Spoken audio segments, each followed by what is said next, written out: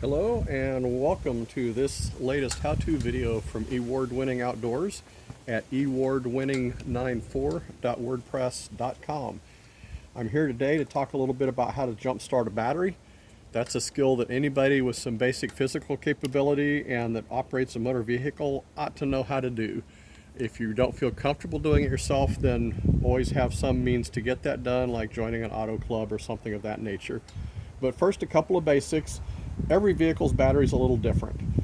They're different locations. Some of them in modern vehicles now, they're buried in the trunk, they're underneath the seat, all kinds of strange places. So find out where yours is.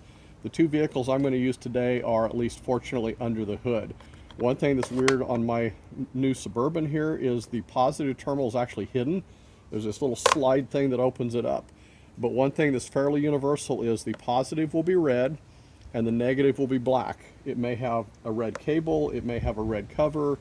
There's also usually on most batteries going to be something, you may not be able to see it very well, but there's actually a big red plus here on the positive one, and many of them will have a minus somewhere by the negative terminal. So your jumper cables will also have red and black. So first thing you want to do is make sure that whatever end you're not hooking up, they're not touching. So I've got the two that I'm going to not use. These will go to the other vehicle. I'm going to set them aside on the ground. I'm going to make sure that those two connectors are not touching each other because I don't want them to short out. That would create some arcing, could be bad for the vehicle electrical system, and could be a fire hazard. So on the good vehicle with a good battery, hook into the positive terminal with the red and to the negative terminal with the black. That's all there is to it at that point. I'm going to pause for a second, go to the other vehicle, and we'll show you the other end of it. Okay, here we are at the vehicle that we're simulating. It has a dead battery. So I've got the cables hooked up to the good vehicle. Now we're on the dead vehicle, and you'll see here that the positive cable is a red cable, the negative is a black.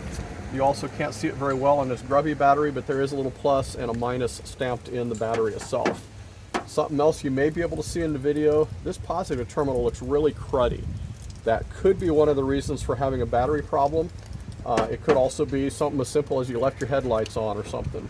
I'm going to take the red clamp and put it on the red terminal, the positive. I'm not going to hook directly to the negative though. You always want your negative to be the last thing you unhook, and for that you want to go someplace away from the battery where you've got a metal part of the vehicle, which is getting harder and harder to find because newer vehicles just don't have that much metal. But find some place with some metal, clamp it on, maybe wiggle it around a little bit, and at that point you should be able to start the dead vehicle. And that's pretty much all you got to do. Once you're done, remove your negative first, then remove your positive, and then go unhook them from the good battery. And again, this isn't actually connected, but don't let those touch, because if they do, you're going to get some major arcing, could damage your cables, could damage your electrical system, and could even potentially be a fire hazard. If that doesn't work, then I would suggest calling a professional and seeing if they can help you.